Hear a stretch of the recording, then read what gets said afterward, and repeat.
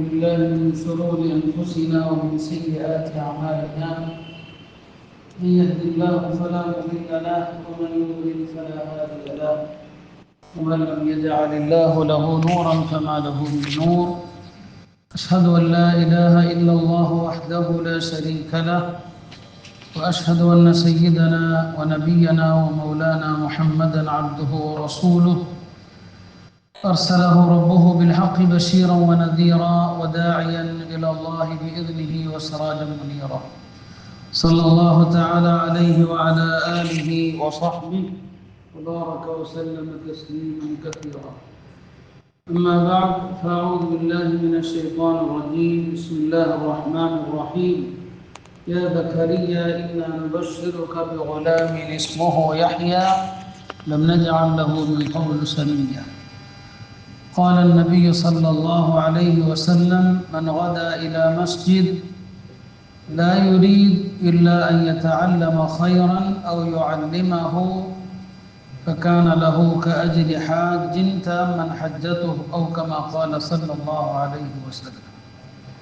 கண்ணியத்திற்குரிய அல்லாஹ்வின் நல்லடியார்களே, பெருமானார் ஸல்லல்லாஹு அலைஹி வஸல்லம் சொன்னார்கள், யாரொருவர் பள்ளிக்கு இரண்டு நோக்கங்களில் ஒரு நோக்கத்திற்காக வருகிறார். ஒன்று, ஒரு நல்லதை கற்றுக்கொள்ள வேண்டும், அல்லது ஒரு நல்லதை கற்றுக் கொடுக்க வேண்டும்.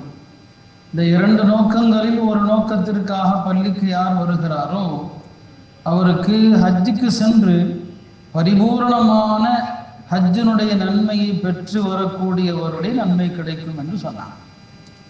பள்ளிக்கு ஒரு நன்மையை கற்றுக்கொள்ள அல்லது கற்றுக் கொடுக்க யார் வருகிறார்களோ அவர்களுக்கு எவ்வளவு பெரிய ஒரு மகத்தான சவால், நிறைவான ஹஜ்ஜினுடைய நன்மை யார் பெறுகிறாரோ அவருக்குரிய நன்மை அவர்களுக்கு கிடைக்கிறது. இன்றைக்கு இந்த மஜ்லிஸில் இருக்கிற எல்லோருக்குமே அல்லாஹ் அப்படிப்பட்ட நன்மையைத்தான் எழுதியிருப்பான் இன்ஷா அல்லாஹ். ஏனென்றால் நாம் இங்கே தொழுது விட்டு எதற்காக இங்கே கூடியிருக்கிறோம்? ஒரு நல்ல விஷயத்தை கற்றுக்கொள்ள அல்லது கற்றுக் கொடுக்க. பள்ளி என்பதே அப்படித்தான். பள்ளி என்பது கற்றுக்கொள்வதும் கற்றுக் கொடுப்பதற்குமான ஒரு இடம். வெறும் தொழுகைக்கான ஒரு வழிபாட்டு தலம் மட்டுமல்ல பள்ளி என்பது. ஒரு காலத்திலே பள்ளிகள் தான் பல்வேறு பெரிய பெரிய ஜாமியாக்களாக பல்கலைக்கழகங்களாக உருவெடுத்தது. எனவே பள்ளிக்கு வந்தால் எதையாவது கற்றுக்கொண்டு செல்ல வேண்டும், யாருக்காவது எதையாவது கற்றுக் கொடுக்க வேண்டும். அறிந்தவர்கள் பள்ளியில எதையாவது கற்றுக் கொடுக்கணும். இதான் நபி ஸல்லல்லாஹு அலைஹி வஸல்லம் காலத்திலிருந்து இருக்கிற ஒரு வளமை. இன்றைக்கும் நீங்க பாருங்க, மஸ்ஜிதுல் ஹராம்ல மஸ்ஜிது நபவியில பெரிய பெரிய இருக்கைகள் இருக்கும். அங்கெல்லாம் சில ஷேகுமார்கள் இருப்பாங்க. ஒவ்வொரு இருக்கையில ஒரு ஷேக் உட்கார்ந்து பாடம் நடத்துவாங்க. என்னைக்கும் மஸ்ஜிதுல் ஹராம்ல மஅஹதுல் மஸ்ஜிதுல் ஹராம், மஸ்ஜிதுல் ஹராமில் நடக்கிற ஒரு சின்ன மதரசா. காலையில பார்த்தீங்கன்னா ஃபஜ்ர்ல இருந்து 11 மணி வரைக்கும் பாடம் நடக்கும். இப்போ பள்ளின்னு சொன்னாலே அங்கு ஒரு மதரசா இருக்கணும். ஒரு மதரசா இருந்தாதான் அங்கு நன்மைகள் கற்றுக் கொடுக்கப்படும், நன்மைகளை கற்றுக் கொள்ளப்படும். இந்த ரெண்டுமே நடக்கும். பள்ளிவாசல்கள் அப்படிதான் இருக்கணும். பெருமானார் ஸல்லல்லாஹு அலைஹி வஸல்லம் அவர்கள் பள்ளியில அங்கே இருந்த மாணவர்கள், சுஃபா தோழர்கள், அவர்களுக்கு எந்நேரமும் எதையாவது கற்றுக் கொடுத்து கொண்டே தான் இருப்பாங்க.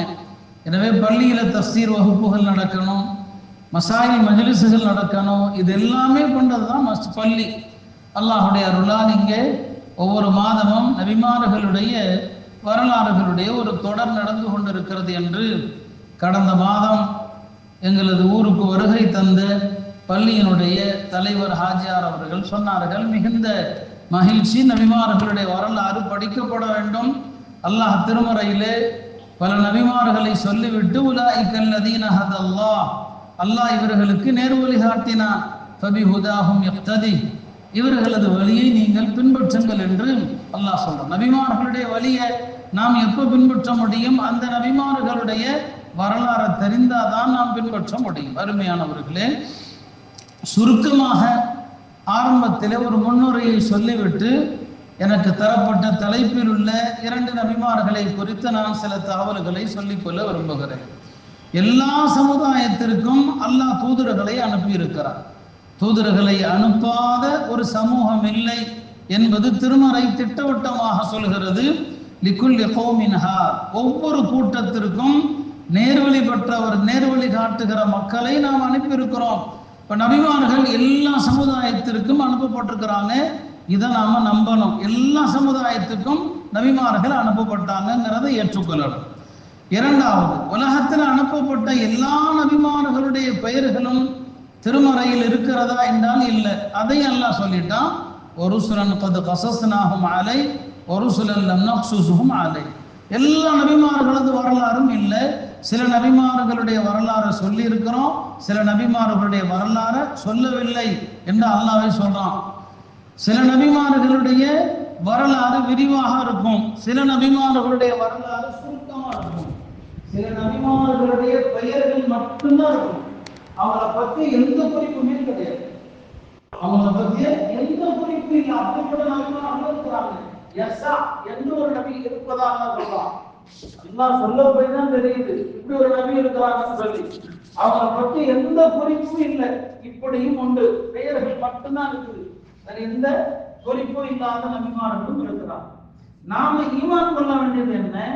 அல்லாஹ் யாரையெல்லாம் நபிமார்களாக அனுப்பினானோ அவர்களில் யாருடைய பெயர் குர்ஆனிலோ அல்லது ஹதீஸிலோ வந்திருக்கிறதோ அவர்களது பெயரோடு ஈமான் கொள்ள வேண்டும். இன்னார் அல்லாஹ்வுடைய தூதர், தாவூத் அலைஹிஸ்ஸலாம் அல்லாஹ்வுடைய தூதர், சுலைமான் அலைஹிஸ்ஸலாம் அல்லாஹ்வுடைய நபி என்று பெயரோடு நம்பணும். யாருடைய பெயர் அல்லாஹ் சொல்லலையோ, யாருடைய பெயர் திருமறையில வரவில்லையோ அவங்களை நாம சொல்ல முடியாது. யாரையெல்லாம் அல்லாஹ் அனுப்பினானோ அவர்களை நான் ஏற்றுக்கொள்கிறேன் என்று ஈமான் கொள்வது நம்முடைய கடமைகள் ஒரு கடமையாக இருக்கிறது. மூன்றாவது விஷயம் என்ன? எல்லா நபிமார்களும் இந்த உம்மத்திற்கு அவங்கவுங்க காலத்துல எந்த உம்மத்திற்கு அனுப்பப்பட்டாங்களோ அந்த உம்மத்திற்கு அல்லாஹ்வால் எதை சொல்ல வேண்டுமோ அதை சொல்லிவிட்டு தான் மூத்தா போனாங்க நம்பணும். நபிமார்கள் எதையும் மறைக்கவில்லை, மறைக்கவும் முடியாது. அவங்க என்னென்ன விஷயங்களை அல்லாஹ்வுடைய புறத்திலிருந்து சொல்லணும் என்று ஏவப்பட்டாங்களோ எல்லாத்தையும் சொல்லிட்டு போயிட்டாங்க. பெருமானார் ஸல்லல்லாஹு அலைஹி வஸல்லம் சொல்லுவாங்க, எந்த ஒரு அல்லாஹ்வின் பக்கமும் அல்லாஹ்வின் பக்கம் உங்களை நெருக்கமாக்கி வைக்கிற எந்த நன்மையையும் நான் உங்களுக்கு அறிவிக்காமல் இல்லை. அல்லாஹ்வை விட்டும் உங்களை தூரமாக்கக்கூடிய எந்த தீமையை குறித்தும் நான் உங்களுக்கு எச்சரிக்காமல் இல்லை. இப்ப நபிமார்கள் எல்லா நன்மையும் சொல்லிட்டாங்க, எல்லா தீமைகளையும் தடுத்துட்டாங்க. நாம மார்க்கத்துல இல்லாத நன்மையும் சேர்க்கக்கூடாது, இல்லாத விஷயத்தை நாம சேர்க்கக்கூடாது. நபிமார்களுடைய பணி அதுதான். அவங்க வாழும் காலத்துல எல்லாவற்றையும் முடிச்சிருவாங்க. அதுல அபூதர் ரலியல்லாஹு அன்ஹு சொன்னாங்க, மாமாத நபியும் வகாயிரும் யுகல்லிபு ஜனாஹைஹி ஃபிஸ்ஸமா இல்லா வகத் அன்ஸானா நபியுனா மின்ஹும்.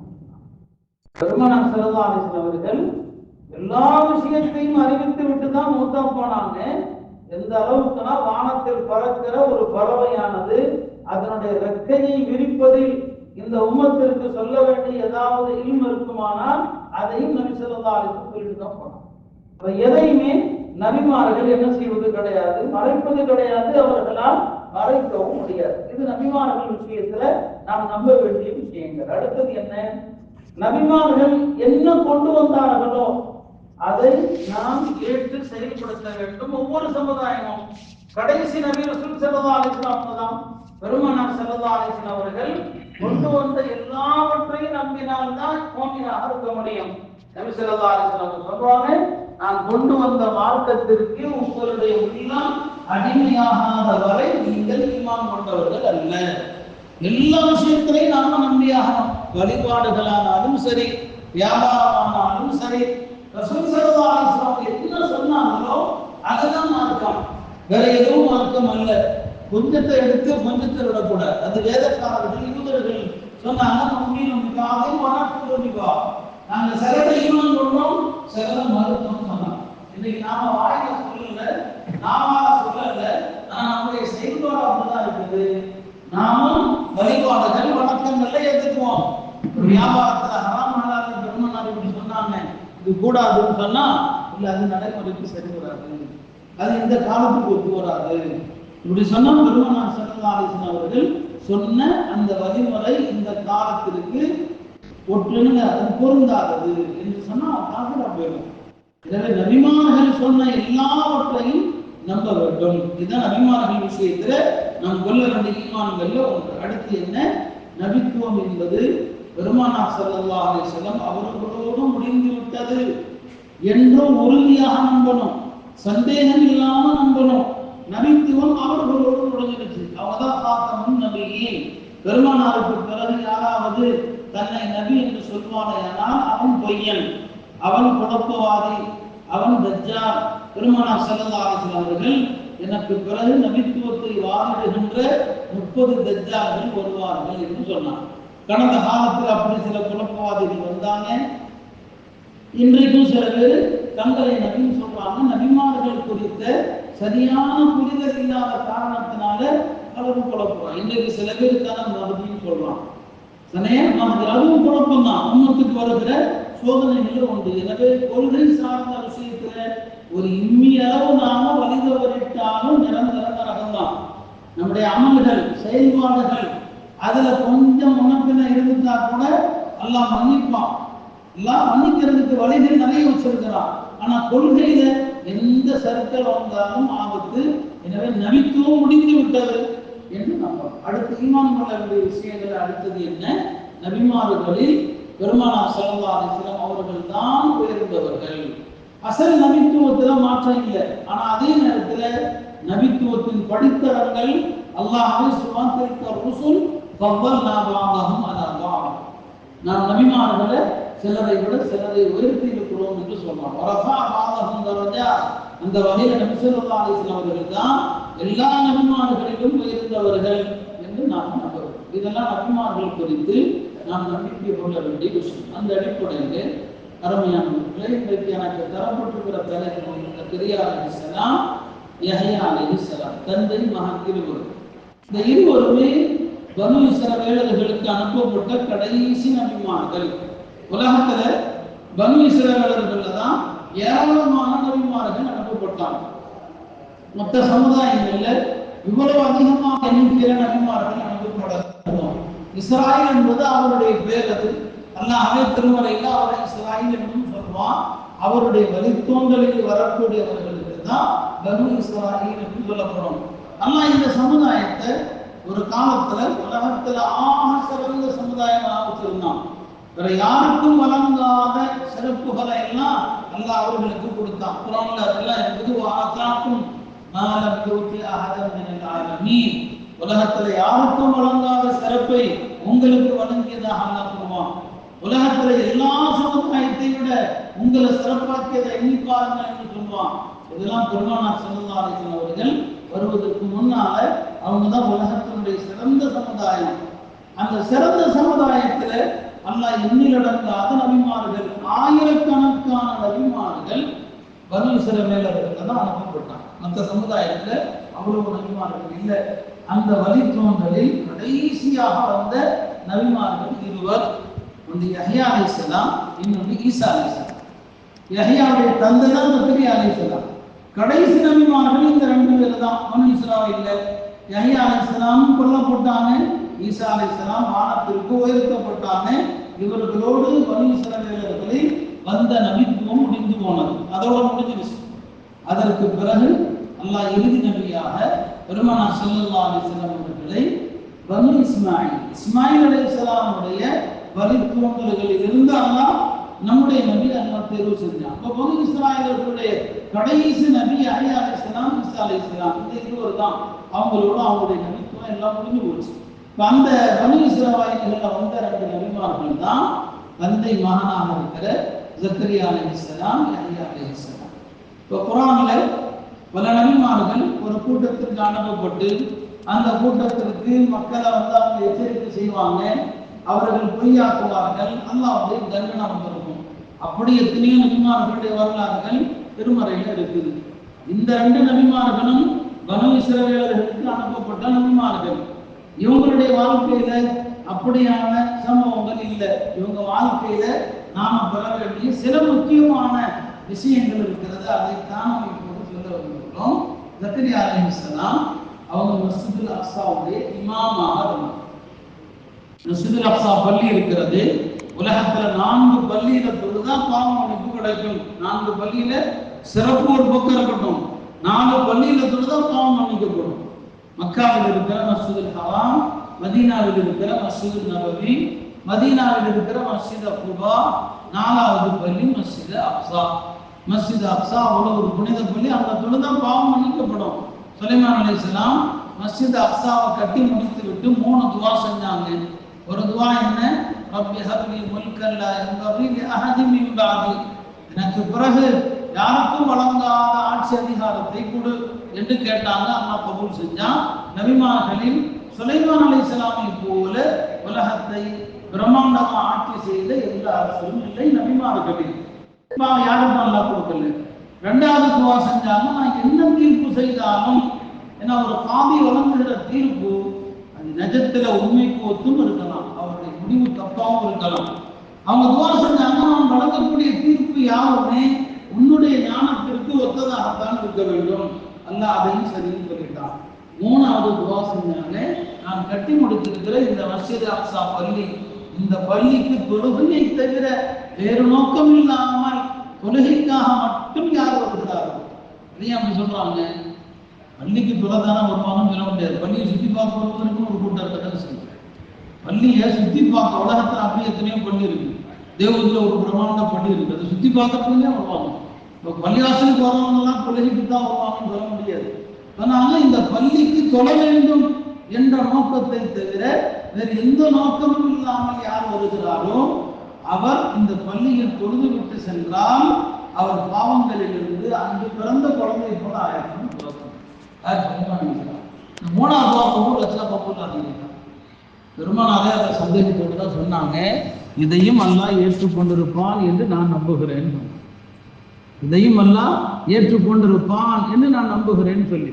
ஆக மஸ்ஜிதுல் அக்ஸா அது இஸ்லாமிய புனித 3 தலங்களில் ஒரு தலம். அந்த புனித தலத்தில் ஜக்கரியா அலைஹிஸ்ஸலாம் வாழ்ந்த காலத்துல 2 பேர் இமாமாக இருந்தாங்க. ஒருவர் ஜக்கரியா அலைஹிஸ்ஸலாம், இன்னொருவர் இம்ரான். அவங்க தான் மரியம் அலைஹிஸ்ஸலாமுடைய தந்தை.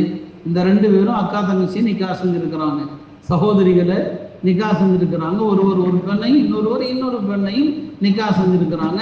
அந்த இம்ரானுடைய பெயர்ல தான் குர்ஆன்ல ஆலு இம்ரான், இம்ரானுடைய குடும்பம் என்று வருது இல்லையா?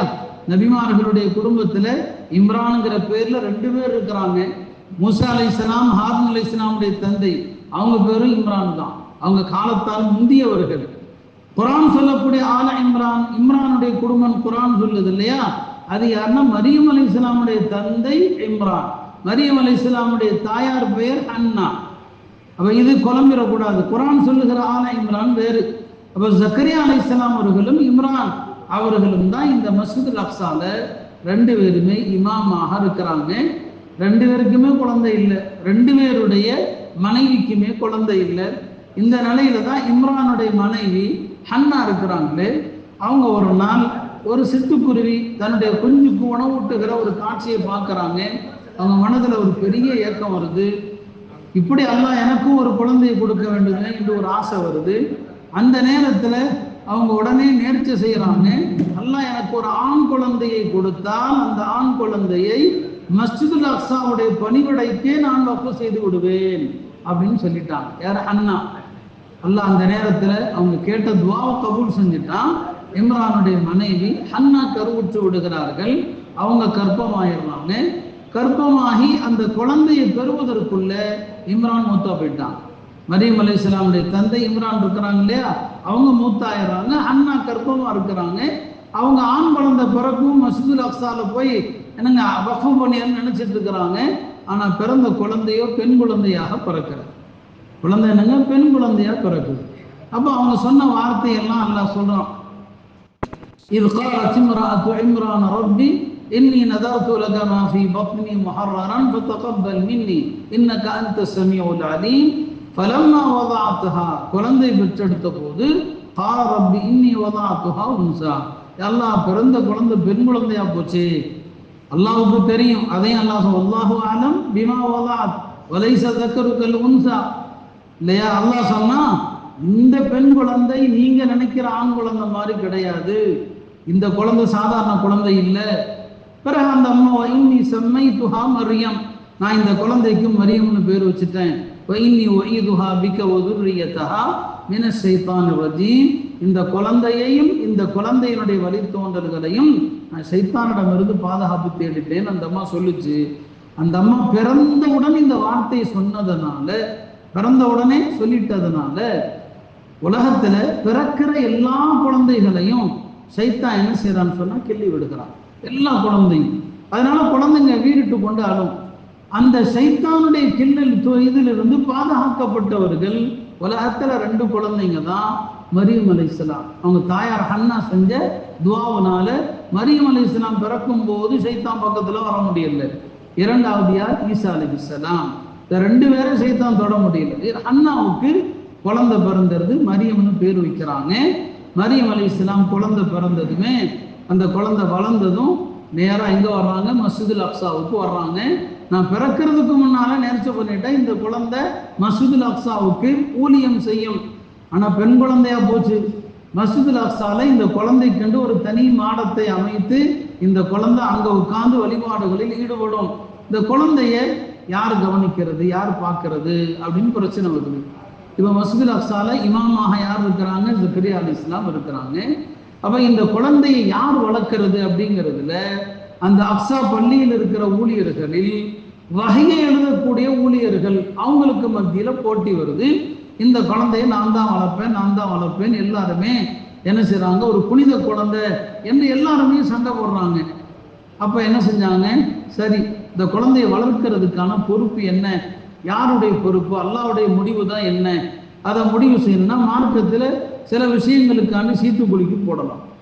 சீட்டுக்குலுக்கி போட்டு சில விஷயங்களை முடிவு செய்யலாம்.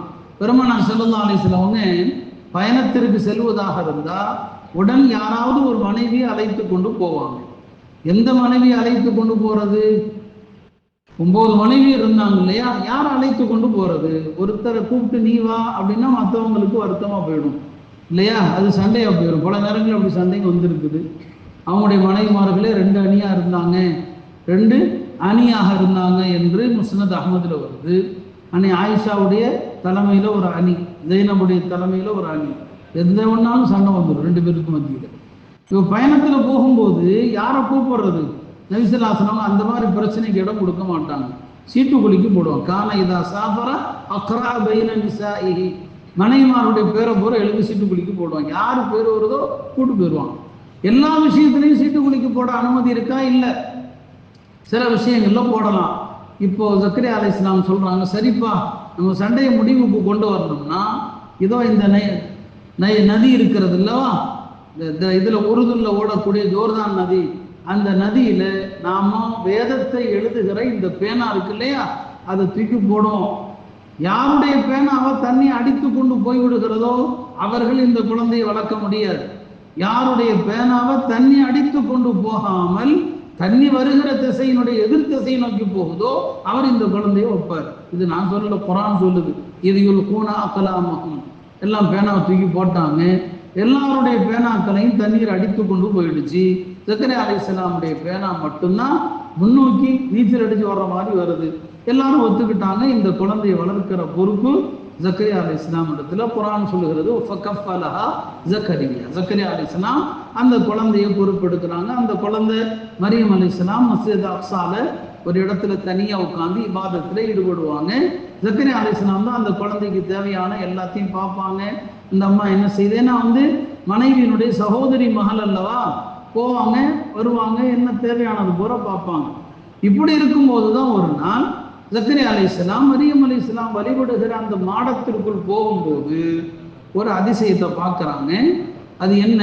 அவங்களுக்கு முன்னால வெவ்வேறு வகையான பழங்கள் இருக்கிறது. அந்த பழங்கள் அந்த பருவத்துல கிடைக்காது. இப்போதான் கேட்குறாங்க, அன்னால கிஹாதா, மரியமே இது எங்கிருந்து உனக்கு வந்துச்சுன்னு சொல்லி அவங்க சொன்னாங்க, காலத்து ஹுவமின் ஐந்தில்லா, இது அல்லாஹ்ட்ட இருந்து வந்துச்சு. இன்னல்லாஹ யர்ஸுகு மன் யஷாஉ பிகைரி ஹிசாப், அல்லாஹ் நாடக்கூடியவர்களுக்கு கணக்கின்றி கொடுப்பான். இப்போதான் ஜக்கரியா அலைஹிஸ்ஸலாமுக்கு அல்லாஹ் பருவம் இல்லாத காலத்திலையும் எந்த பழத்தையும் கொடுக்க முடியும். இப்ப சீசனே இல்லை. அப்படியானால் எனக்கு வயதாகி போச்சு, என் மனைவி மலடியாக இருக்கிறாங்க. ஆனால் இந்த மலடி மனைவிக்கும் இந்த வயதான கிழவனுக்கும் கூட அல்லாஹ் நாடினால் குழந்தையை கொடுக்க முடியும் என்று அந்த இடத்துல தான் கேட்கிறாங்க. ஹுனாலிக தஆ ஜக்கரியா ரப்பா, அல்லாஹ் சொல்றான் அங்குதான் ஹுனாலிக்கன்னு சொல்லி. இப்பயும் மஸ்ஜித் அக்ஸால ஜக்கரியா அலைஹிஸ்ஸலாம் துஆ செய்த இடம் என்று மிஹராபு ஜக்கரியா, ஜக்கரியா அலைஹிஸ்ஸலாம் துஆ செய்த இடம்னே அக்ஸாவில் இருக்கிறது. நாங்கள் 2022 அல்லாஹுடைய அருளால் ஜியாரத்துக்கு போயிருந்தோம். இப்போ ஹுனாலிக தஆ ஜக்கரியா ரப்பா, அங்குதான் ஜக்கரியா அலைஹிஸ்ஸலாம் துஆ செய்யறாங்க. கால ரப்பி ஹப்லி மின் லதுன்க ذُرِّيَّةً طَيِّبَةً, அல்லாஹ் எனக்கு உன் புறத்திலிருந்து ஒரு குழந்தையை கொடு, இன்னக ஸமீஉத் துஆ என்று துஆ செய்யறாங்க. துஆ எந்த நேரத்தில் எப்போ ஏற்கப்படும் சொல்ல முடியாது. துஆங்கிறது நான் சொல்லுவேன், துஆ கேட்டுக்கிட்டே இருக்கணும், துஆ கேட்டுக்கிட்டே இருக்கணும். ஒரு பிச்சைக்காரன் எப்படி யாசகம் கேட்கிறவன் அப்படிதான் யார் கொடுத்தாலும் கொடுக்காட்டாலும் கேட்டுக்கிட்டே இருப்பான். 100 பேர்த்து கேட்டால் 50 பேர்த்து கிடைக்காது. அதே மாதிரிதான் அல்லாட்ட நாம யாசித்து கொண்டே இருக்கணும். ஒரு நாளைக்கு 100 துவா கேட்டு பாருங்க, 50 துவா கபூல் ஆகிறத பார்க்கணும். நாம 2 துவா கேட்டுட்டு அப்படின்ட்டு போயிட வேண்டியது. 2 துவா கேட்டு என்ன நல்லா தர்றதில்லை. துவாவுடைய அருமை தெரியல நமக்கு. எப்போ வானத்தின் கதவு திறக்கப்படும் தெரியாதுங்க. அவருக்கு 90 வயது 100 வயது பல கருத்து இருக்கு. 120 வயதுன்னு ஒரு கருத்து. அந்த நேரத்தில் அவர் 120 வயசுல துவா கேட்கிறாரு. கேட்ட நொடி பதில் வந்துடுது. ஃபனாதத்துல் மலாயிகா வஹுவ காயிமுன் யுஸல்லி பில் மிஹ்ராப், மிஹ்ராப்ல துவா செஞ்சுட்டு இருக்கும்போது மலக்குமார்கள் கூப்பிடுறாங்க, அன்னல்லாஹ யுபஷ்ஷிருக பியஹ்யா, அல்லாஹ் உங்களுக்கு யஹ்யாங்கிற ஒரு குழந்தையை கொண்டு சுப செய்தி சொல்லிவிட்டான், அறிவிப்பு வந்துருச்சு. இப்போ இந்த துவா செய்யும் போது இப்போ நான் அந்த துவா அந்த மாதிரி விஷயங்கள் தான் இந்த வரலாறுல சொல்ல முடியும். நபிமார்கள் வரலாறுங்கிற பெருது இல்லாதையும் சொல்ல முடியாது. நான் ஏற்கனவே சொல்றேன், சில நபிமார்கள் வரலாறு அது குர்ஆன்ல ஹதீஸ்ல விரிவா இருக்கும். சில நபிமார்களுடைய வரலாற்றை பற்றிய செய்திகள் சுருக்கமாக தான் இருக்கும். இப்போ ஜக்கரியா அலைஹிஸ்ஸலாம் எப்படி துவா செஞ்சாங்க அல்லாஹ் பக்ரால சுருக்கமா சொல்லி காட்டுறான். சூரா மரியமுடைய ஆரம்பத்தில் அல்லாஹ் அதைத்தான் சொல்றான். காஃப் ஹா யா ஐன் ஸாத் ذكر رحمة ربك عبده زكريا إذ نادى ربه نداء خفيا قال رب إني وهن العظم مني واشتعل الرأس شيبا ولم أكن بدعائك رب شقيا. துவா அல்லாஹ்ட்ட எப்படி கேட்கணும், அந்த ஒழுக்கத்தை அந்த ஆதாபுகளை நபிமார்கள்ட்ட இருந்து படிக்கணும். சரிங்களா? துவா எப்படி கேட்கணும் அல்லாஹ் அதையும் சொல்றான். இது நாதா ரப்பஹு நிதாஅன் ஹஃபிய்யா, துவா மெதுவா கேட்கணும். அல்லாஹ்ட்ட அடக்கமா கேட்கணும். யாரும் பார்க்காத இடத்துல உட்காந்து கேட்கணும். நம்ம துவா செய்யறது யாருக்கும் தெரியக்கூடாது. எப்படி அல்லாஹ்ட்ட துவாவை கேட்கும்போது நம்முடைய பலவீனத்தை சொல்லணும், நம்முடைய பலவீனத்தை சொல்லணும். யஹ்யா அலைஹிஸ்ஸலாம் 2 பலவீனத்தை சொல்றாங்க. ஒன்று கண்ணுக்கு தெரியாத பலவீனம், ஒன்று கண்ணுக்கு தெரிகிற பலவீனம். தெரியாத பலவீனம் என்ன? வஹனல் ஆதுமு மின்னி, என் உடம்புல உள்ள எலும்புகள் எல்லாம் நலிந்து போய்விட்டது. தெரிகிற பலவீனம் என்ன? வஸ்தஅல ரஅசு ஷைபா, ஏதோ தலைமுடியெல்லாம் நரைத்து மின்னுகிறது, தலைமுடி நரைச்சு போச்சு, தெரிகிற பலவீனம். 3வது ஒரு அதவு இருக்கு துவால, ஞாபகம் வச்சுக்கோங்க. இதை கடைபிடிச்சா நீங்க துவா கபூல் ஆகிறத வாழ்க்கையில கண்கூடா பார்ப்பீங்க. அல்லாஹ்ட்ட துவா கேட்கும் போது, அல்லாஹ் நான் எப்போதுமே கேட்டு நீ தராமல் இருந்ததே இல்லைன்னு சொல்லுங்க. அவர் சொல்றார், வலம் அகும் பி துஆஇக ரப்பி ஷகிய்யா, எல்லாம் நான் எப்போ உன்னிடத்துல துவா கேட்டும் நான் பெறாமல் இருந்ததில்லை. நான் அழைத்தால் நீ பதில் சொல்வாய், நான் கருணை வேண்டினால் நீ கருணை காட்டுவாய், நான் கேட்டு நீ தராமல் இருந்ததில்லை. இதுக்கு பேரு தான் தவஸ்ஸுல் பின் நிஅமிஸ் சாபிகா. வசீலா வசீலாங்கிறாங்களே, அதுல பல விதம் இருக்குது. அதுல சிறந்த வசீலா என்ன தெரியுமா? சிறந்த வசீலா என்ன?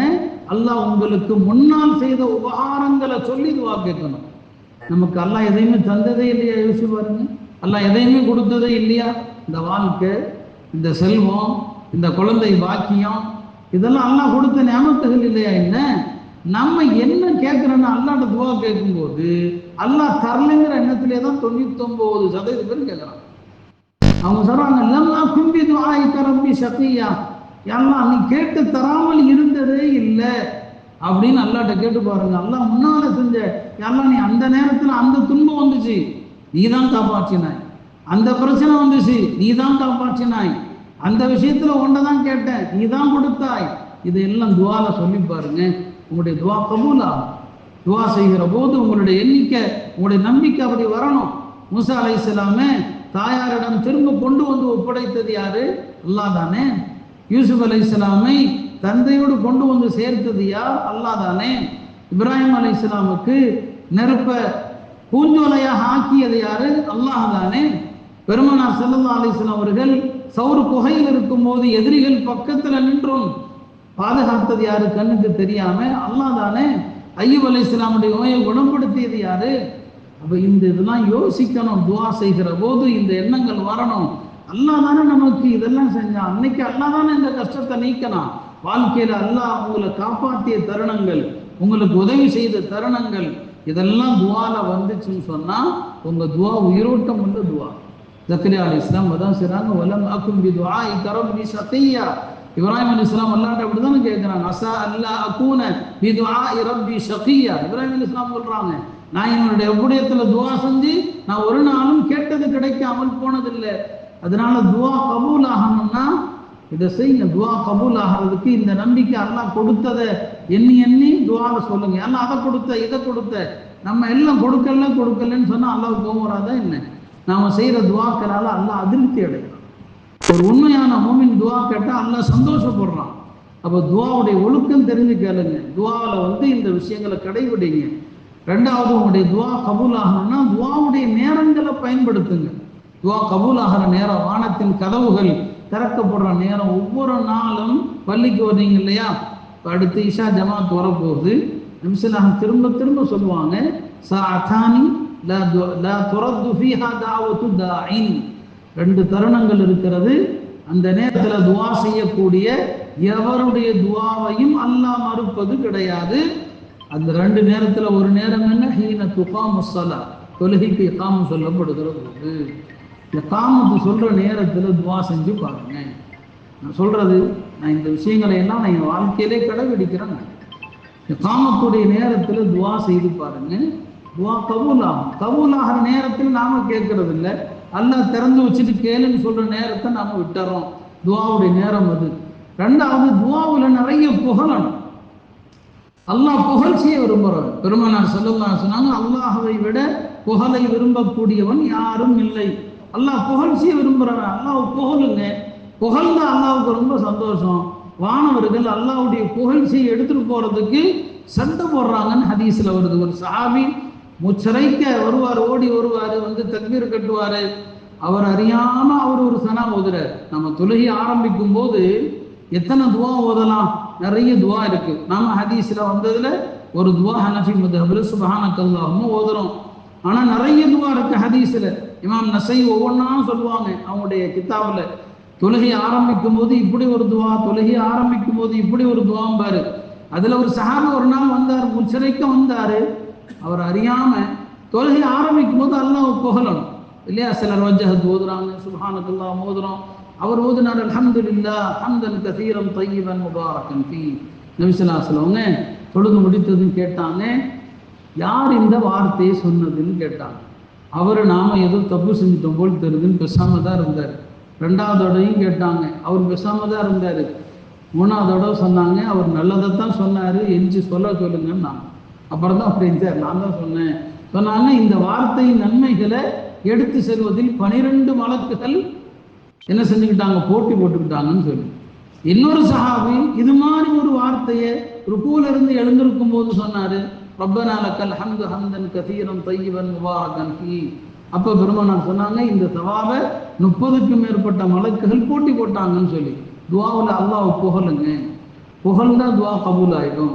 நபி ஸல்லல்லாஹு அலைஹி வஸல்லம் தோழர்கள் எப்படி துஆ செய்றாங்கலாம் அப்படியே பார்ப்பாங்க. ஒரு சஹாபி கையை தூக்கிட்டு இருக்கிறாரு, பெருமானார் அவருக்கு பக்கத்துல நிக்கிறாங்க.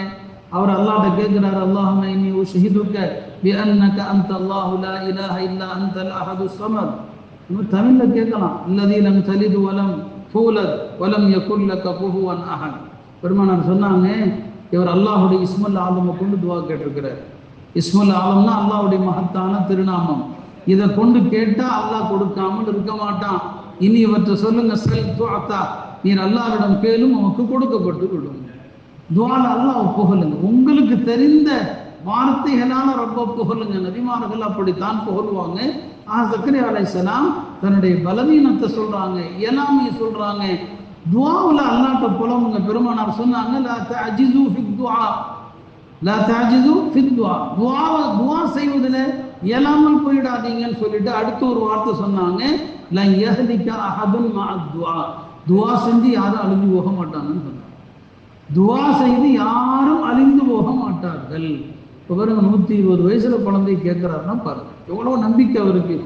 அல்லாஹ்ட்ட கேட்டாங்க, அவருக்கு அடுத்து சில காரணங்கள்லாம் சொல்றாரு. இப்போ அல்லாஹ் சொல்றான், யா ஜக்கரியா, ஜக்கரியாவே, இங்க அல்லாஹ்வே சொல்றான், இன்னானு பஷிருக பி குலாம், ஒரு குழந்தையை உமக்கு நாம் அறிவிக்கிறோம், இஸ்முஹு யஹ்யா, அல்லாஹ்வே அந்த குழந்தைக்கு பேரும் வச்சுட்டான். உலகத்துல அல்லாஹ்வால் பெயர் சூட்டப்பட்ட ஒரே நபர் யாருன்னா யஹ்யா அலைஹிஸ்ஸலாம். அடுத்து நான் அவரை பத்தி சுருக்கமா சொல்லிடுறேன். உலகத்துல அல்லாஹ்வால் பெயர் சூட்டப்பட்டது.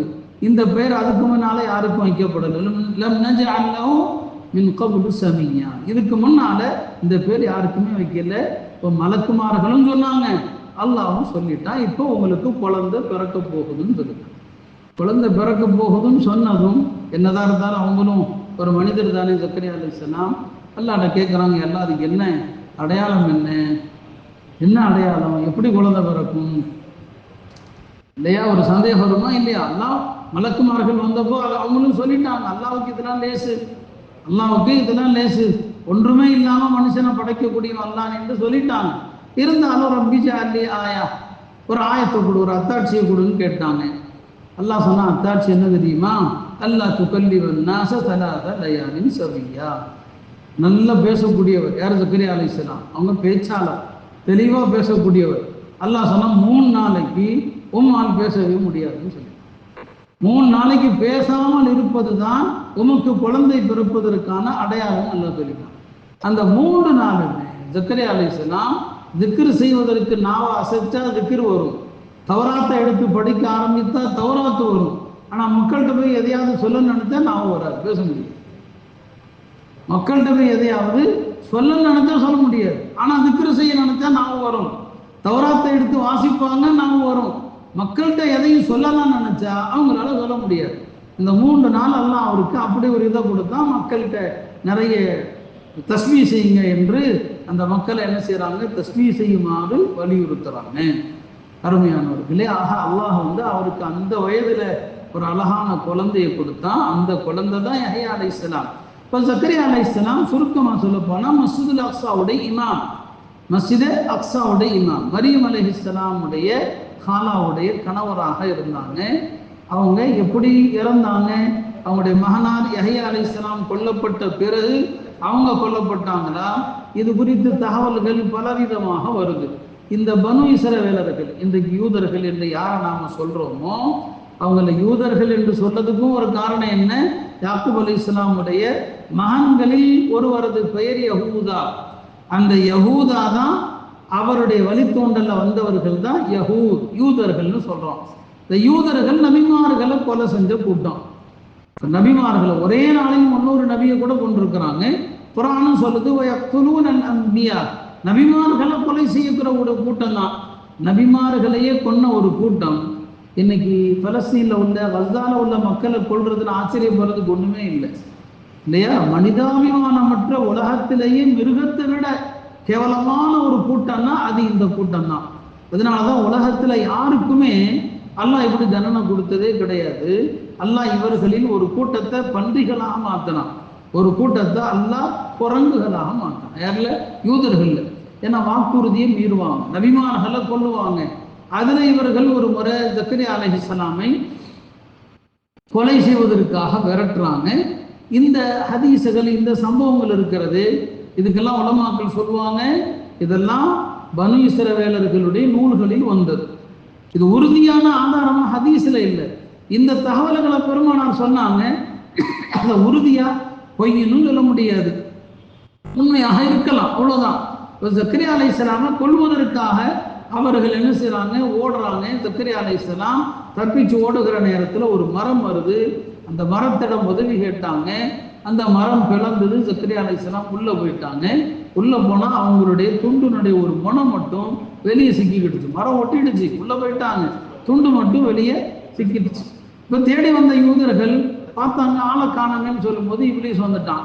வந்து சொன்னா, பாருங்க இந்த மரத்துக்குள்ளதான் இருக்கிறாரு, துண்டு தெரியுது பாருங்க அப்படின்னு இப்லீஸ் காட்டி கொடுத்தான். இவர்கள் அந்த மரத்தை ரம்பத்தால் என்ன செஞ்சாங்க, அறுத்தார்கள். அறுத்து ஜக்கரியா அலைஹிஸ்ஸலாம அவர்கள் கொலை செய்ததாக ஒரு வரலாறு சொல்லுகிறது. ஆக ஜக்கரியா அலைஹிஸ்ஸலாம் அல்லாஹ் அந்த 120 வயதுல அல்லாஹ் மீதுள்ள வலிமையான நம்பிக்கையினால அவங்க துவா செஞ்சாங்க. அல்லாஹ் ஒரு குழந்தையை கொடுத்தான். இது அவங்களுக்கு மட்டும் இல்லை, நீங்களும் நானும் அல்லாஹோடு நமக்கு என்ன தொடர்பு இருக்கிறதோ அந்த உறவை பொறுத்து நம்முடைய வார்த்தைகளுக்கு அல்லாஹ்வுடைய அரசுல மதிப்பு இருக்கிறது. நம்பிக்கையோடு துவா செய்தால் எல்லா விஷயங்களையும் அல்லாஹ்ட்ட கேட்க முடியும். அந்த குழந்தை தான் யஹ்யா, அவங்களுக்கு பிறந்த குழந்தை. அந்த குழந்தையை அல்லாஹ் குர்ஆன்ல வர்ணிக்கிறான். முஸத்திகன் பிகலிமாத்தில்லாஹ் வ ஸய்யிதன் வ ஹஸூரன் வ நபியன் மினஸ் ஸாலிஹீன் என்று அல்லாஹ் அவங்களை பற்றி சொல்றான். அந்த யஹ்யா அலைஹிஸ்ஸலாம் ஜக்கரியா அலைஹிஸ்ஸலாமுக்கு பிறந்தவங்க. குர்ஆன் சொல்லக்கூடிய ஒரு சில விஷயங்களை நான் சொல்லிட்டு அவருடைய மற்ற விஷயங்களை சொல்றேன். அல்லாஹ் இப்போ ஓதப்பட்ட ஆயத்துல மலக்குமார்கள் சொன்னாங்க, இந்த யஹ்யா எப்படிப்பட்டவர், அல்லாஹ்வுடைய வாக்கை மெய்யாக்குவார். அல்லாஹ்வுடைய வாக்கை மெய்யாக்குறதுனா என்ன? ஈசா அலைஹிஸ்ஸலாம் ஆண் துணை இல்லாமல் பிறக்கும் போது யூதர்கள் அவதூறு சுமத்தினாங்க. அந்த நேரத்துல ஈசா அலைஹிஸ்ஸலாம் அல்லாஹ்வுடைய கட்டளையால் பிறந்தவர் அப்படிங்கிறத முதல்ல உண்மைப்படுத்தியவர் யாருன்னா யஹ்யா அலைஹிஸ்ஸலாம். அதான் முஸத்திகன் பிகலிமாத்தில்லாஹ், அல்லாஹ்வுடைய வார்த்தையை உண்மைப்படுத்தினாங்க. ஸய்யிதன், அவங்க மிகப்பெரிய நல்லோர்களுக்கான தலைவராக இருந்தாங்க. வஹஸூரன், மனக்கட்டுப்பாட்டுடையவராக இருந்தாங்க. ஹஸூரனா அவரை மாதிரி பாவத்தை கட்டுப்படுத்தக்கூடியவர் உலகத்துல யாருமே பிறக்கல. நபி ஸல்லல்லாஹு அலைஹி சொன்னாங்க, உலகத்துல பிறந்த ஆதமுடைய மக்கள் எல்லோருமே ஒன்று தவறு செய்திருப்பார் அல்லது தவறை எண்ணியாவது இருப்பார். தவறு செஞ்சிருக்கணும் அல்லது தவற மனதில் எண்ணி இருக்கணும். இந்த ரெண்டுமே நடக்காத ஒரே ஆள்னா யஹ்யா அலைஹிஸ்ஸலாம் சொன்னாங்க.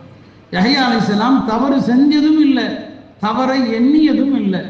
மேலும் நபி ஸல்லல்லாஹு அலைஹி சொன்னாங்க, நாளை மஹ்ஷர் மைதானத்துல எல்லாருமே மஹ்ஷர்ல எழுப்பப்படுகிற நேரத்துல இந்த பயம், தான் செஞ்ச தப்பை எண்ணி தம் மனதில் தோன்றிய பாவத்தை எண்ணி பயத்தோடு தான் வருவாங்க. ஆனா யஹ்யா அலைஹிஸ்ஸலாமை தவிர அவங்களுக்கு பாவ சிந்தனைகள் வந்ததே கிடையாது. பாவ சிந்தனை வந்ததே இல்லை. அல்லாஹ்வுடைய பயம் ரொம்ப ரொம்ப அதிகம். ஒரு முறை யஹ்யா அலைஹிஸ்ஸலாம் இப்லீஸை அவனுடைய தோற்றத்துல பார்த்தாங்க. நபிமார்கள் பார்க்க முடியும் இல்லையா? இப்லீஸை பார்த்தாங்க. இப்லீஸ் அவன் கையில நிறைய கொக்கிகளா வச்சிருந்தான். அப்ப யஹ்யா அலைஹிஸ்ஸலாம் கேட்டாங்க, இது என்னப்பா அவன் கையில் இருக்கிற இந்த கொக்கிகள்லாம் என்னன்னு சொல்லி. அவன் சொன்னா, இதெல்லாம் ஷஹவாத்துகள், மனோ இச்சைகள். இந்த மனோ இச்சைகளில் எதையாவது போட்டு நான் மக்களை வழிகெடுத்துக்கிட்டே இருப்பேன். மக்களை வழிகெடுக்கிற மனோ இச்சைங்கிற கொக்கிகள் அப்படின்னு சொன்னா இப்லீஸ். இப்ப யஹ்யா அலைஹிஸ்ஸலாம் கேட்டாங்க, இதுல என்ன வழிகெடுக்கிற கொக்கி ஏதாவது இருக்கான்னு கேட்டாங்க. இல்லப்பா, உங்களை வழிகெடுக்கிற கொக்கி எதுவுமே இல்லை, எதுவுமே இல்லை. அப்படியானா என்ன வழிகெடுக்கிறதுக்கு உனக்கு எதுவுமே வாய்ப்பே கிடைக்கலன்னு சொல்லி. வாய்ப்பே கிடைச்சது இல்லை. ஒரே ஒரு தடவை வாய்ப்பு கிடைச்சது. நீங்க ஒரு உணவை ரொம்ப ருசித்து சாப்பிட்டீங்க. அதை கொஞ்சம் அதிகமா சாப்பிட வச்சேன். அது அதிகமா சாப்பிட்டதுல அன்னைக்கு நீங்க ராத்திரி ரொம்ப நேரம் தொழுவுறதை விட்டுட்டீங்கன்னு சொன்னாங்க. அப்போ ஒரு சத்தியம் எடுத்தாங்க, இனிமேல் நான் எந்த உணவையும் வயிறு நிரம்ப சாப்பிடுவதில்லைன்னு சொல்லி, வயிறு நிரம்ப எதையுமே சாப்பிட்றது இல்லைன்னு சொல்லி சத்தியம் பண்ணிட்டாங்க. இப்லீஸும் சொன்னா, இனிமே யாருக்குமே நான் உண்மையை சொல்ல போறதும் இல்லைன்னு சொன்னதுனால வந்தவன இனிமே யாருக்கும் நான் உண்மையை சொல்ல மாட்டேன்னு சொல்லி இப்லீஸ் சொல்லிட்டான். போய் அவங்க என்னங்க சாதாரணமான வாழ்க்கை, எதையுமே என்னங்க சாப்பிட மாட்டாங்க. துன்யால ரொம்ப பற்றற்ற தன்மை, இலைதலைகளை கிடைச்சதான் சாப்பிடுவான். இன்னைக்கு நம்ம வாழ்க்கை எல்லாமே துன்யா துன்யா. இன்னைக்கு கூட ஒரு அழகான ஒரு விஷயம் படித்தேன். மாலிக் இப்னு தீனார் அவங்க சொன்னாங்க, அவங்க கையிலே தீனாருன்னு இருக்குது. தீனாருன்னு சொன்னா அரபியில தங்க காசுன்னு அர்த்தம்.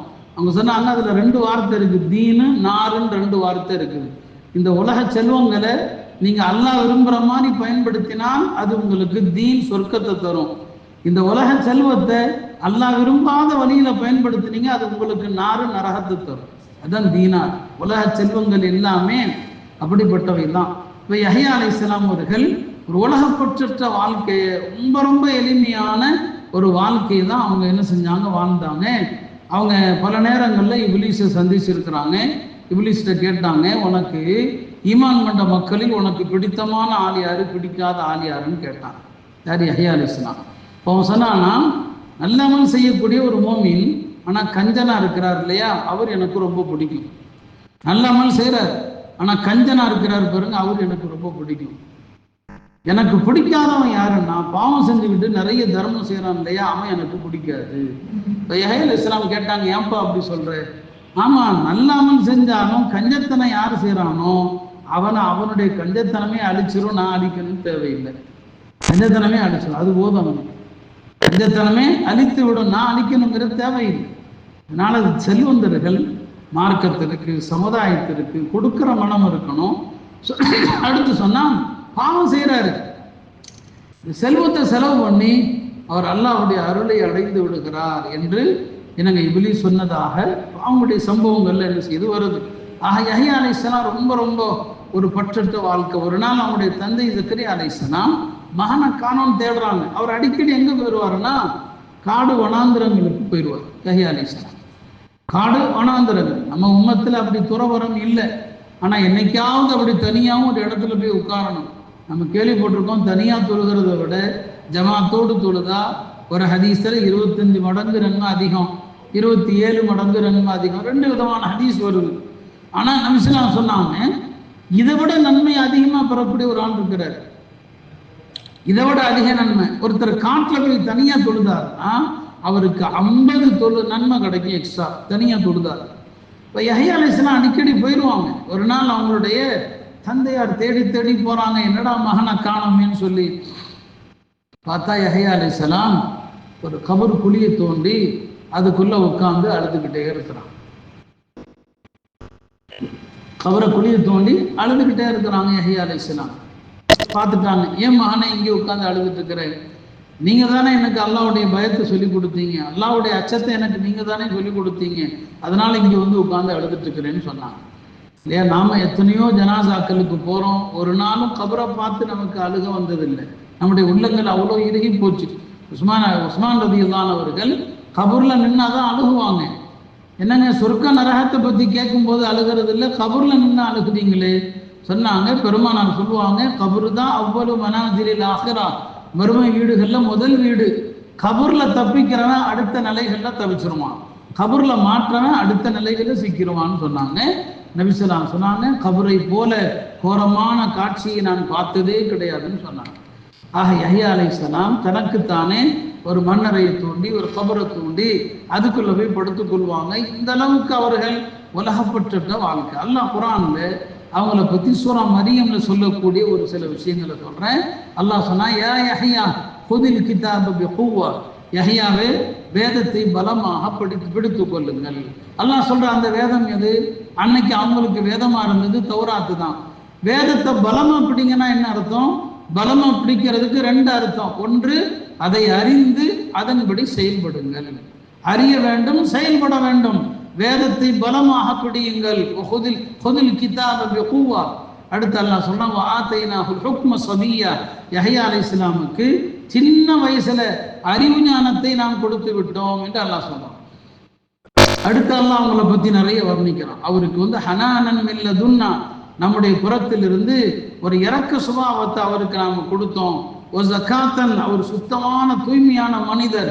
ஜகாத் என்பது செல்வத்திற்கும் இருக்குது, ஜகாத் என்பது உள்ளத்திற்கும் இருக்குது. அவர் உள்ளத்தால் பக்குவப்பட்டவர். ஒகான ததியா, இறையச்சமுடையவராக இருந்தார் என்று சொல்லிவிட்டு அடுத்து அல்லாஹ் சொல்றான், ஒபர்ரம் பிவாலிதைஹி. யஹ்யா அலைஹிஸ்ஸலாம் பத்தி அல்லாஹ் சொல்லக்கூடிய வார்த்தை ஒபர்ரம் பிவாலிதை, தன் பெற்றோருக்கு நல்லறம் செய்கிற உபகாரியாக இருந்தார். ஒரு நபியை பத்தி அல்லாஹ் சொல்லக்கூடிய இடத்துல அவர் பெற்றோருக்கு உபகாரம் செய்பவராக இருந்தார் என்று அல்லாஹ் சொல்றான்னு சொன்னா, தாய் தந்தையர் சொர்க்கத்தினுடைய 2 வாசல்கள். சொர்க்கத்தினுடைய 2 வாசல்கள். உங்களுக்கு அத்தாவும் இருக்கிறாங்க, அம்மாவும் இருக்கிறாங்கன்னு சொன்னா 2 வாசலும் இருக்குதுன்னு அர்த்தம். இமாம் ஹசன் பஸ்ரி ரஹிமஹுல்லாஹ் அவங்க தாயார் இறந்த போது அழுதாங்க. சொன்னாங்க, ஏற்கனவே என் தந்தையார் இறந்துட்டாங்க, சொர்க்கத்தினுடைய 1 வாசல் ஏற்கனவே போயிடுச்சு, இருந்த 1 வாசலும் போயிடுச்சுன்னு அழுதாங்க. பெருமானார் ஸல்லல்லாஹு அலைஹி வஸல்லம் சொல்லுவாங்க, அல் வாலிது அவ்ஸத்து அப்வாபில் ஜன்னா, தந்தை என்பவர் சொர்க்கத்தினுடைய மைய வாசல் அவரு தான். இன் ஷிஅத ஃபஹ்ஃபத்ஹா, விரும்பினா அதை பாதுகாத்து தக்க வச்சுக்க. வைன் ஷிஅத ஃபஅதிஹா, விரும்பினா அதை அழித்து நாசமா போயிடும் சொன்னாங்க. தாய் தந்தையரை இக்காலத்து பிள்ளைகள் நிறைய நோகடிக்கிறாங்க. தாய் தந்தையரை பாசமா பார்க்கறது இல்லை, தாய் தந்தையரோடு அன்பாக பேசுவதில்லை, தாய் தந்தையரை ஒரு சுமையாக நினைக்கிறது. ஒரு முஸ்லிம் இடத்துல என்ன விஷயம் இருக்குதோ இல்லையோ, தாய் தந்தையரை மதிக்கிற பண்பு இருந்தால் அவரை விட சிறந்த முஸ்லிம் யாருமே கிடையாது. அதை பத்தி பேசினா தலைப்பு மாறிடும். அல்லாஹ் ஒரு நபியை பத்தி சொல்றான், ஒபர்ரம் பிவாலிதை, தன்னுடைய பெற்றோருக்கு நல்லுபகாரம் செய்யக்கூடியவராக இருந்தாங்கன்னு சொல்லிட்டு அடுத்து சொன்னா வலம் யகுன் ஜப்பாரன் ஆசியா. ஜப்பார்னா என்ன அர்த்தம்? வலம் யகுன், அவர் ஜப்பாராக இருந்ததில்லை அப்படிங்கிறான். ஜப்பாருக்கு ஒரு அழகான விளக்கம் கொடுத்தாங்க. ஜப்பார்னா யாருன்னா, அடுத்தவர்களுக்கு செய்ய வேண்டிய ஹக்கு என்ன அதை அறவே கண்டுகொள்ளாதவன், மதிக்காதவன், நான் யாருக்கும் எதுவும் செய்ய தேவையில்லை என்று யார் நினைக்கிறானோ அவன் தான் ஜப்பார். கொடுங்கோல் ஆட்சியாளர்களுக்கும் ஜப்பான்னு சொல்வதுண்டு, சர்வாதிகாரிகளுக்கும் ஜப்பார்னு சொல்வதுண்டு. ஏன் சர்வாதிகாரி என்ன? நான் யாரையும் கவனிக்க தேவையில்லை, யாருக்கும் நான் எதையும் செய்ய தேவையில்லை. ஜப்பாரி அடுத்தவர்களுடைய உரிமைகளை மதிக்காதவன், அடுத்தவர்களுக்கு எதுவும் செய்யாதவன் தான் ஜப்பார். அவர் அப்படிப்பட்ட குழந்தையாக இல்லை. அவர் எல்லாருடைய உரிமைகளையும் மதிப்பாரு. நம்முடைய சகோதரர்களுக்கு உரிமை இருக்குது, பெற்றோருக்கு உரிமை இருக்கிறது, பக்கத்து வீட்டுக்காரருக்கு உரிமை இருக்கிறது, இன்னும் சொல்ல போனால் விலங்குகளுக்கு கூட உரிமை இருக்குது. விலங்குகளுடைய உரிமையை மதித்ததனால ஒரு தவறான பெண் சொர்க்கம் சென்றால் என்று வருது. வீட்டில் வளர்த்த பூனையை கண்டுக்காம போனதுனால ஒரு வணக்கத்தில் ஈடுபட்ட பெண் நரகத்துக்கு போயிட்டான்னு வருது. எல்லாருக்குமான உரிமைகள் இருக்கிறது. அவர் எல்லாருடைய உரிமைகளையும் பேணக்கூடியவராக இருந்தால் அசியானா அவர் அல்லாஹ்வுக்கு மாறு செய்பவரும் அல்ல என்று சொல்லிட்டு அல்லாஹ் அழகான ஒரு விஷயத்தை சொல்லி தான் யஹ்யா அலைஹிஸ்ஸலாமை பற்றிய வரலாறு மரியம் சூறால முடிப்பான். சலாமுன் அலை, அவர் மீது சலாம் உண்டாகட்டும், யௌம உலித, அவர் பிறந்த நாளிலும், வயௌம யமூது, அவர் இறக்கிற நாளிலும், வயௌம யுபஅஸு ஹய்யா, அவர் உயிர் எழுப்பப்படுகிற நாளிலும் என்று அல்லாஹ் சொல்றான். ஒரு நாள் ஈசா அலைஹிஸ்ஸலாம் யஹ்யா அலைஹிஸ்ஸலாம்கிட்ட சொன்னாங்க, ஈசா யஹ்யாட்ட சொன்னாங்க, இஸ்தக்ஃபிர்லி, எனக்காக நீ பாவ மன்னிப்பு தேடுப்பா, எனக்காக பாவ மன்னிப்பு தேடு அப்படின்னு சொல்லி. இப்போ அவங்க சொன்னாங்க, யஹ்யா அலைஹிஸ்ஸலாம் சொன்னாங்க, நீங்க எனக்காண்டி பாவ மன்னிப்பு தேடுங்க, நீங்க தானே என்னை விட சிறந்தவங்க.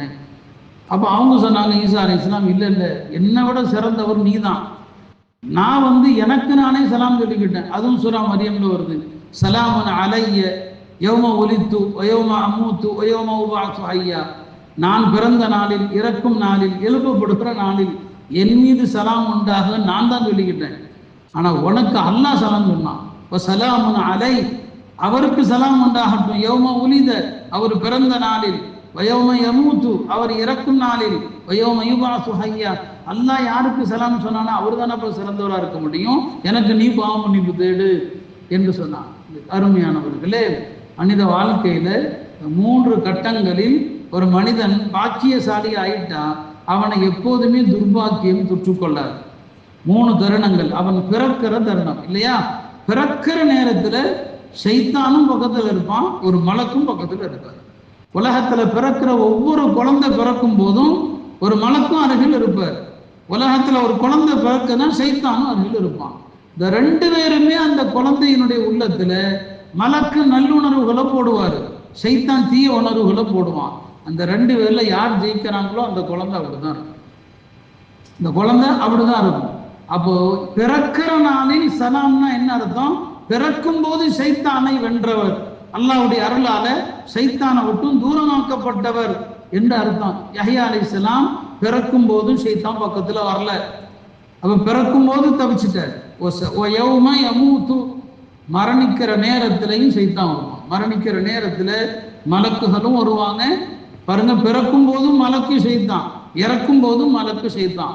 எல்லா மனிதனுடைய மரண வேளையிலும் ஷைத்தான் நின்று உலகத்தில் உள்ள எல்லா மதங்களையும் காட்டி இந்த மதம் சிறந்தது, இதுல மூத்தாப்போன்னு சொல்லுவான், இந்த மதம் சிறந்தது, இதுல மூத்தாப்போன்னு சொல்லுவான்.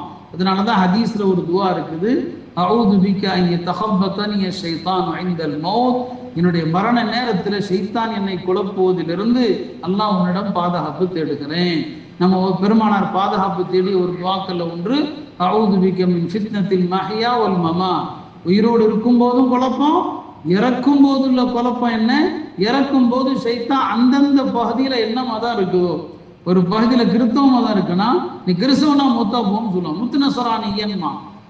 யூத மதம் இருந்தா முத்து யஹூதியன்னு சொல்லுவான். இந்து மதம் இருந்தால் இந்து மதத்தில் மூத்தாக நல்ல மதம்னு சொல்லுவான். அதான் மரண நேர குழப்பம். இந்த குழப்பத்தில் இருந்தும் அல்லாஹ் அவரை பாதுகாத்துட்டான். யஹ்யா அலைஹிஸ்ஸலாம் யௌம யமூத்து வ யௌம யுபஅஸு ஹய்யா, நாளை மறுமை நாளில் ஆரம்பத்தில் நான் சொன்னேனே கபூர்ல இருந்து எழுந்திருக்கிற நேரத்தில் எல்லா மனிதனுக்கும் பாவம் செஞ்ச பயத்தோடு தான் எழுந்திருப்பான். அவங்க பாவம் செய்யவும் இல்லை, பாவத்தை எண்ணவும் இல்லை.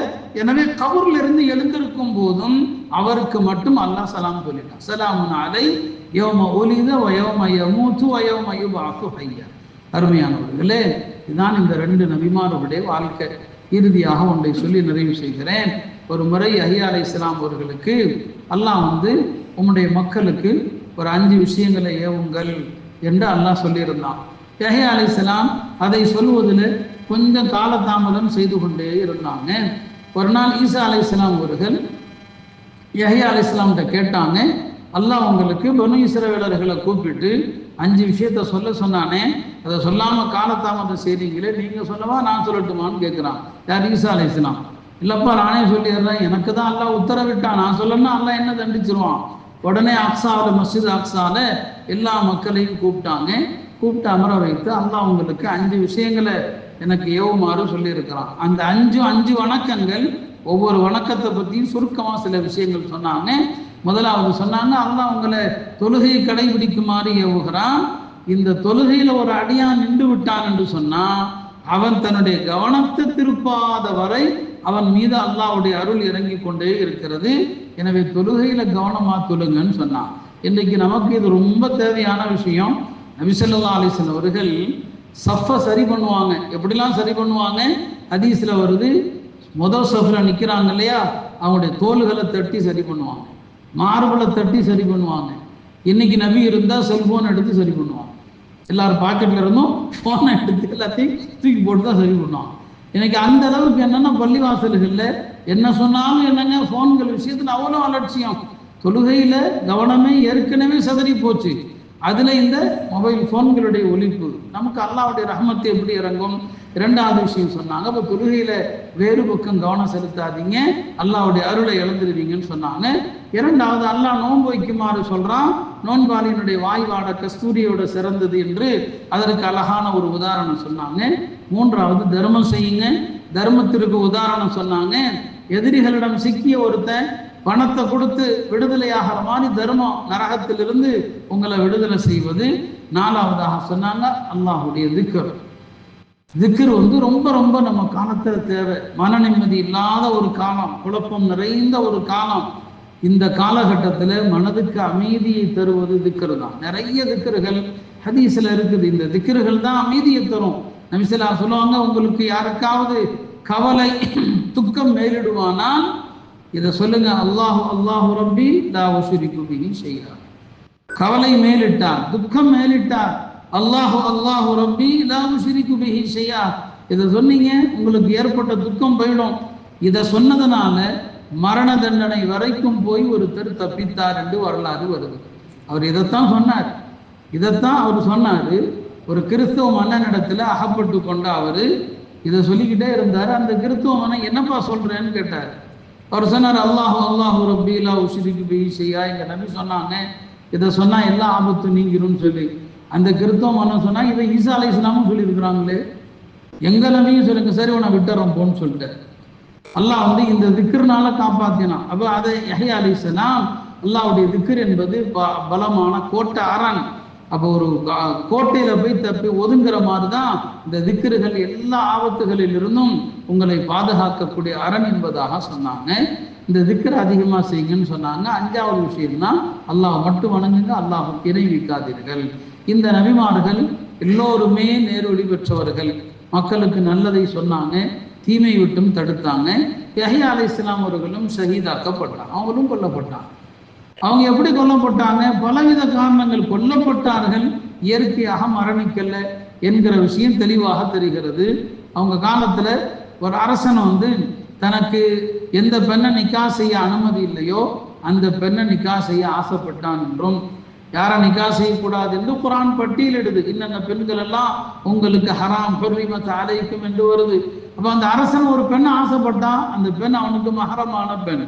யஹ்யா அலைஹிஸ்ஸலாம்கிட்ட கேட்டபோது இல்லை செய்யக்கூடாது என்று அவங்க தடுத்தாங்க. அப்படி தடுத்ததனால் அந்த பெண் அவர்கள் மீது கோபம் அடைந்து அந்த அரசனிடத்துல யஹ்யாவுடைய தலையை கொண்டு வந்தா உன்னை திருமணம் செய்கிறேன் என்று சொன்னதாக சில அறிவிப்புகள் வரும். முதல்ல அவனுடைய தலையை வெட்டி கொண்டு வந்தா உன்னை கல்யாணம் பண்றேன்னு சொல்லி சில அறிவிப்புகள் ஒரு தவறான நடத்தை உள்ள ஒரு பெண்மணி யஹ்யா அலைஹிஸ்ஸலாமை அவங்க மனக்கட்டுப்பாட்டில் சிறந்தவர்கள் என்று சொன்னேன், அவங்களையே தன்னுடைய வழிக்கு கொண்டு வர முயற்சி பண்ணனா அது நடக்கலைன்னு சொல்லும் போது அவங்கள வெட்டி கொலை செய்வதற்கு அந்த பெண்மணி உத்தரவிட்டாள் என்று வருகிறது. மொத்தத்தில் அவங்க ஷஹீதாக்கப்பட்டாங்க.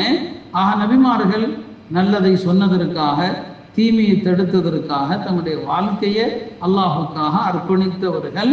இவர்களுடைய வழியில நீங்களும் நடங்கள் என்று குரான் சொல்லுது. கபி ஹுதாஹும் யக்ததி. அதனாலதான் குரான்ல எங்கெல்லாம் சஜிதா வருதோ 14 இடங்கள்ல சஜிதா செய்கிறோமா இல்லையா, இந்த சஜிதாவுடைய ஆயத்துடைய கருத்துக்கள் எல்லாம் பார்த்தீங்கன்னா அது 5 விதத்தில் இருக்கும். அதுல ஒரு விதம் என்ன, நபிமார்கள் சஜிதா செய்ததை அல்லாஹ் சொல்லியிருப்பான். அந்த இடத்துல நாம் சஜிதா செஞ்சோம். நபிமார்களுடைய வழியை நாமும் பின்பற்றுவது என்ற அடிப்படை. அந்த வகையில் எல்லா நபிமார்களுடைய வரலாறுகளையும் தெரிந்து அவர்களது வாழ்க்கையிலே உள்ள நல்ல விஷயங்களை நம்முடைய வாழ்க்கையிலும் கடைபிடிக்கணும். சோதனைகள் வருகிற போது அல்லாஹுடைய உதவியோடு சகிப்புத்தன்மையோடு எதிர்கொள்ள வேண்டும் என்கிற பாடத்தை தான் அல்லாஹ் இந்த 2 நபிமார்கள் வழியாக நமக்கு கற்றுத்தருகிறான். எல்லாம் வல்ல அல்லாஹ் இந்த மஜ்லிஸை கபூல் செய்வானாக. இதில் கேட்கப்பட்ட விஷயங்களை ஏற்று நடக்கிற தௌஃபீகை தருவானாக.